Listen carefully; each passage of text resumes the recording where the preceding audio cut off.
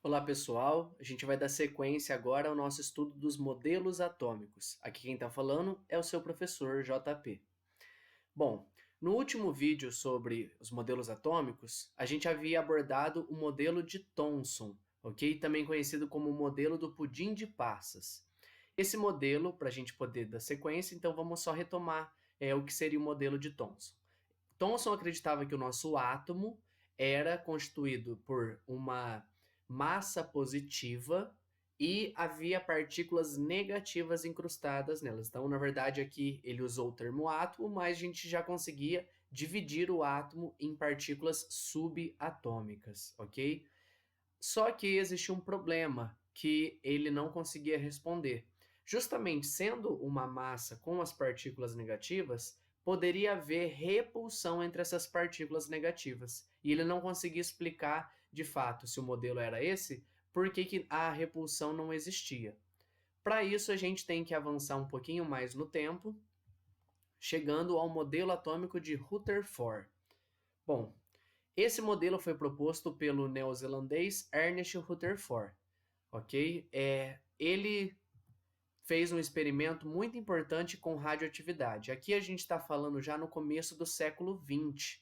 Então, assim, diferentemente dos outros modelos, né, do modelo de Dalton, que foi no começo do século XIX, e Thomson, que foi quase um século depois, agora com o avanço tecnológico a gente começa a desenvolver bem mais rápido certas teorias e comprová-las, ok? Então aqui a gente está falando já de radioatividade. Estamos aqui no comecinho do século XX, com a descoberta da radioatividade pela cientista Marie Curie, que inclusive era amiga de Rutherford. Tanto é que fala-se que ela forneceu certos tipos de materiais radioativos para que Rutherford fizesse seus experimentos. Então aqui, primeiro a gente tem um experimento para a gente entender sobre essa radioatividade que ele usou, ok? O que foi esse experimento que ele fez? Bom, em um bloco de chumbo, o chumbo é isolante da radiação, então ele consegue evitar que a radiação passe por ele. Ele foi colocada uma amostra radioativa, e essa amostra estava direcionada para um certo orifício dentro desse bloco. Assim, esse orifício foi posicionado entre placas eletricamente carregadas. Então tem aqui, ó, um polo positivo, um polo negativo, tem um campo elétrico aqui. E na frente disso, ele colocou uma tela fluorescente. Assim, o que atingisse essa tela seria manchado, né? A tela seria manchado, marcaria a tela. O que ele percebeu? Percebeu que as emissões radioativas que saíam desse bloco, né, dessa amostra radioativa, elas sofriam influência desse campo elétrico. Então aqui a gente tem basicamente três emissões. Temos aqui emissão alfa, gama e emissão beta. Se você já estudou radioatividade em algum momento do seu estudo de química, você vai se lembrar dessas três emissões, porque elas são muito importantes. Mas, caso não tenha estudado, não se preocupe. Vou dar aqui um básico para o que você precisa entender. Eu havia falado no vídeo do modelo de Thomson que se sofre desvio devido a um campo elétrico aqui, é porque existe uma interação dessa partícula, dessa emissão, com aqui o meu campo elétrico. Então, o que eu observo? A partícula alfa se aproxima aqui do campo dessa parte negativa do campo elétrico. Assim, eu posso supor, eu posso prever que ela tem uma carga positiva. Da mesma forma, eu posso fazer o mesmo raciocínio com a emissão beta, uma vez que ela se aproxima, no caso, do lado contrário. Então, se ela se aproxima da placa positiva, é porque ela tem uma carga negativa. E também a emissão gama não sofre desvio nenhum, ou seja, ela não tem carga.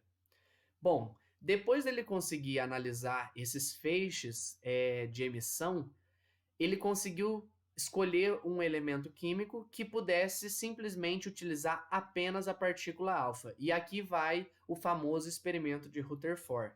É esse experimento aqui que talvez você já tenha visto em algumas ilustrações. Bom, esse experimento foi realizado no começo do século XX, como eu falei, então a data desse modelo atômico é de 1911. próximo ao modelo de Thomson, ok? Bem mais próximo com relação ao intervalo de tempo. O que foi esse experimento? Bom, ele colocou uma fonte emissora de partículas alfa dentro, novamente, de um bloco de chumbo. E agora ele posicionou esse bloco de chumbo com um orifício diante de uma lâmina de ouro, uma lâmina extremamente fina de ouro, ok? A ponto da gente pensar que uma única camada dela haveria um único átomo. Então, uma lâmina praticamente, digamos assim, transparente, de tão fina que era essa lâmina de ouro. E em torno dessa lâmina, ele posicionou um detector de partículas, composto por sulfeto de zinco. Esse detector de partículas tinha a mesma ideia daquele outro experimento que eu falei agora há pouco. Então, assim, ele seria manchado conforme alguma partícula atingisse ele. Assim, o que a gente observa? Observa que eu tenho aqui o meu feixe de partículas alfa e eu tenho várias manchas espalhadas aqui no meu detector de partículas. Vamos analisar o que significa essas manchas, ok? Então, e principalmente a região onde foi manchado. Então, eu tenho aqui, ó, uma partícula alfa. O que a gente entende desse núcleo de ouro aqui? Se a partícula alfa vem e bate em alguma coisa e volta, significa que ela bateu em alguma coisa maciça que fez com que ela batesse e voltasse, ela sofresse deflexão. Se a partícula passasse sem qualquer desvio por essa lâmina de ouro, significa que ela não sofreu deflexão, ou seja, ela atravessou sem atingir nada. E se ela passasse e tivesse um pequeno desvio, ela poderia ter atingido alguma coisa e ter se desviado, ok? Graças a isso, a gente consegue ter uma grande observação aqui. A maioria das partículas passava através da lâmina de ouro sem sofrer desvio, ok? O que a gente começa a pensar, como que uma coisa que era para ser considerada sólida, né, maciça, uma lâmina de ouro, é algo que também tem uma certa massa, passa por ela e não sofre deflexão, não sofre desvio. Vamos entender o que isso significa. Bom, através desse experimento, nós temos algumas características para o nosso átomo, no modelo atômico de Rutherford. Para ele passar, né, para a partícula alfa passar e não sofrer desvio, é porque, na verdade, a maior parte do átomo é vazia, ou seja, não tem nada lá. O átomo, então, agora vai ser constituído de duas regiões distintas. Uma região chamada de núcleo e uma região chamada de eletrosfera. O que é esse núcleo? Esse núcleo está no centro do átomo, ele é carregado positivamente e é extremamente pequeno e denso. O que a gente tem aqui? Ó? Sendo pequeno e denso, a partícula pode passar próximo a ele, mas não atingi-lo, já que ele é muito pequeno.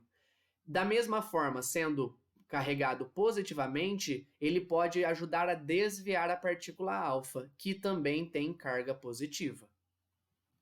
Esse núcleo seria composto por uma partícula chamada de próton, ok? Então, enquanto a gente tem lá com Thomson a ideia dos elétrons, aqui com Rutherford é introduzida a ideia dos prótons. Então, o meu núcleo contém prótons.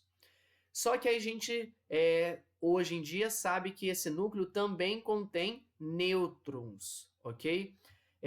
Rutherford não tinha noção da existência desses nêutrons. Quando que foi proposto isso? Foi proposto isso em 1932. Lembrando ali do modelo de Rutherford, 1911, estamos aí há mais ou menos 2 décadas para trás. Então, um outro cientista, chamado Chadwick, propôs a existência desses nêutrons no núcleo. Como o próprio nome diz, o nêutron tem carga neutra. E essa informação aqui vai ajudar a resolver um dos problemas que vão surgir no modelo de Rutherford.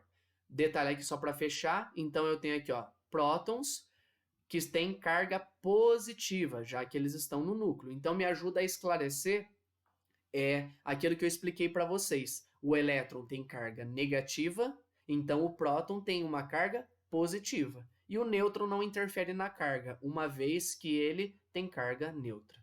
Só para a gente ter noção do que eu chamei de extremamente pequeno, a gente pode pensar numa analogia da seguinte maneira.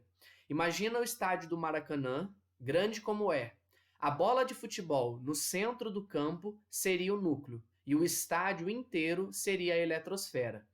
O que estaria presente nessa eletrosfera? Os elétrons, ok? Então, enquanto todos os prótons estão concentrados nessa região extremamente pequena e por isso que é tão densa, eu tenho os elétrons espalhados por todo o espaço do meu átomo. Assim, se eu tiver, por exemplo, uma quantidade ainda que seja pequena ou grande de elétrons, como eu tenho um espaço muito grande, não tem perigo da partícula alfa passar e atingir ele. Então é onde ela passa sem desvio pela lâmina de ouro.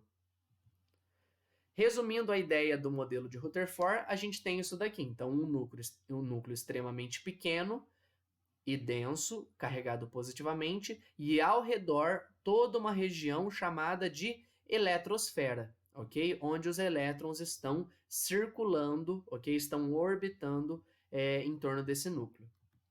Esse modelo é associado a um modelo dito planetário, justamente como a gente teria aqui, ó, uma estrela no centro e os planetas, que seriam os elétrons, orbitando em torno dessa estrela.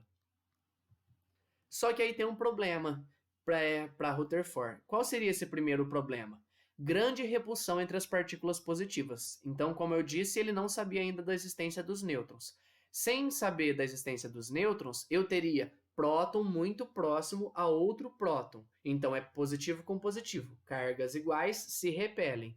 Ele não conseguia explicar por que elas não se repeliam. Isso daqui a gente já sabe como foi resolvido. Foi resolvido graças à introdução da partícula nêutron. Então, assim, como no núcleo eu tenho próton e nêutron, o nêutron ajuda a afastar um pouco mais os prótons para diminuir essa repulsão que existe. Só que aí tem um outro problema que ainda não está resolvido.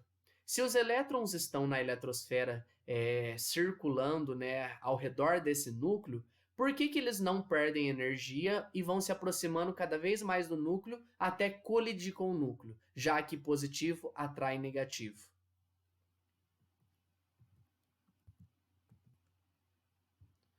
Para a gente entender isso, a gente vai ter que dar uma olhada no próximo modelo, só que aí só no próximo vídeo. Então vejo vocês em breve. Tchau, tchau.